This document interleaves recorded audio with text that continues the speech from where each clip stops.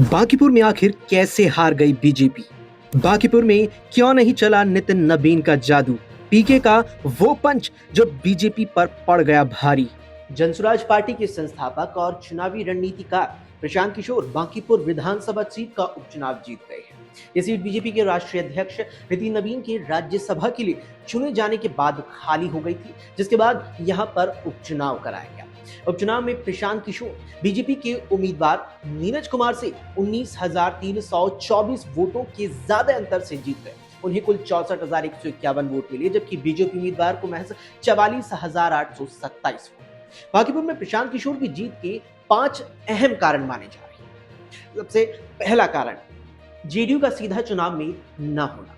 नीतीश कुमार के मुख्यमंत्री पद से हटने के बाद अब गठबंधन सरकार में जेडीयू यानी कि जनता दल यूनाइटेड छोटे भाई की भूमिका में आ चुका है। एक राजनीतिक एक्सपर्ट बताते हैं कि चुनाव प्रचार के दौरान जेडीयू की उपस्थिति उतनी नहीं दिखी जितनी पहले दिखती थी, जिसके चलते बीजेपी एक प्रकार से अकेली पड़ गई और वोटों का एक बड़ा हिस्सा प्रशांत किशोर को मिल गया। पीके की जीत में दूसरा कारण रहा भरत तिवारी का एनकाउंटर। जी हाँ, वही भरत तिवारी जो खूब वायरल थी। 26 साल के युवक भरत भूषण तिवारी की 17 जून को कथित पुलिस एनकाउंटर के बाद इलाज के दौरान मौत हो गई थी। भोजपुर के एसपी की ओर से जारी की गई प्रेस रिलीज में बताया गया था कि पुलिस टीम ने खुद और लोगों की सुरक्षा के लिए उस पर गोली चलाई थी, जो भरत भूषण के पांव में लगी थी और फिर इलाज के दौरान भरत भूषण तिवारी की मौत हो गई।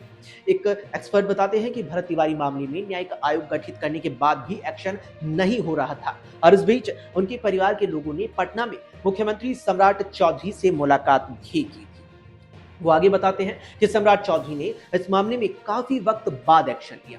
एसटीएफ के जवान को काफी वक्त बाद गिरफ्तार किया गया था, जिस पर पूरी तरीके से यहाँ मुख्य आरोप लगा हुआ था। हालांकि ये भी अफवाहें उड़ी कि भरत तिवारी के परिजन प्रशांत किशोर के चुनाव प्रचार में शामिल होंगे, लेकिन ऐसा नहीं हुआ। इसमें तीसरी वजह जो मानी जा रही है वो 22, 23 और 25 जुलाई को बिहार के कई इलाकों में विरोध प्रदर्शन हुआ। वही विरोध प्रदर्शन जो जनजी का हुआ। 25 जुलाई को बिहार बंद बुलाया गया और सिवान जिले में आंदोलनकारियों पर कार्रवाई के दौरान AK-47 से फायरिंग का एक वीडियो भी वायरल हुआ था। इस दौरान राज्य के अलग अलग हिस्सों में कई आंदोलनकारियों को पुलिस ने हिरासत में भी लिया था, जिसके चलते युवाओं में बीजेपी के प्रति नाराजगी मानी जा रही है, जो चुनावी परिणामों में भी दिखी। फिर चौथा कारण रहा प्रशांत किशोर का सिर्फ सीएम सम्राट चौधरी को निशाना बनाना, यानी केवल एक निशाना बनाए रखना। एक राजनीतिक विश्लेषक मानते हैं कि सम्राट चौधरी के कानूनी मामलों को प्रशांत किशोर ने जम करके मुद्दा बनाया और वो सरकार के कामकाज की बात करते रहे। दूसरी ओर बांकीपुर का पूरा इलाका काफी समृद्ध माना जाता है। वो कहते हैं बांकीपुर सीट के इलाके में विधायक यानी एमएलए, सांसद, जज और वकीलों के घर है, यानी काफी रिहायशी इलाका, और ये काफी शिक्षित और समृद्ध इलाका भी है। तो इस दौरान प्रशांत किशोर की सम्राट चौधरी को निशाना बनाने की रणनीति ने भी यहाँ पर बड़े तरीके से काम किया है। और पांचवा कारण सबसे अहम माना जा रहा है, और ये एक सवाल उठाता है कि क्या बीजेपी में वहां पे कोई अंदरूनी कलह है। बांकीपुर विधानसभा उपचुनाव के लिए बीजेपी ने अभिषेक कुमार सिन्हा को अपना उम्मीदवार बनाया था और उन्होंने नामांकन भी दाखिल किया था।